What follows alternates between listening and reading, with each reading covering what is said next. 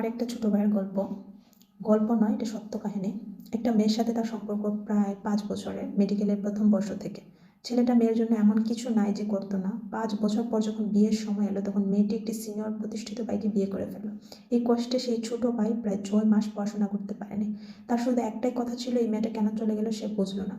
এরকম ঘটনা সমাজে অনেক, তাই ছেলেদের উচিত সবসময় মেয়েদের এদিকটা খেয়াল রাখা। একটা মেয়ে যত ভালোই হোক না কেন, কেন সে সে যতই ভালো হোক না কেন, সে গ্রিডি কিনা, সে কি তার কেরিয়ার ছাড়া আর কিছুই বোঝে না এরকম কিনা, সে কি আপনাকে টিস্যু পেপারের মতো ব্যবহার করে কিনা। একটা সম্পর্কে থাকার সময় সামান্য মাথা খাটালে এটা খুব সহজেই বুঝে যাওয়ার কথা, কিন্তু অনেক ছেলেরা এটা বুঝলেও তাকে অপেক্ষা করে। অনেক ক্ষেত্রে মেয়েটা দেখতে অনেক সুন্দর থাকে, তাই ছেলেরা আর কিছুই দেখে না।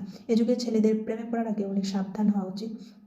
একটা লোভী এবং প্রয়োজনের চেয়ে অতিরিক্ত অ্যাম্বিশাস মেয়ে যে কোনো সময় আপনাকে ছেড়ে চলে যেতে পারে। আপনি তার পিছে পিছে ঘুরে জীবনে মূল্যবান সময় নষ্ট না করাটাই ভালো। নিজেকে সম্মান করতে শিখুন, শ্রদ্ধা করতে শিখুন।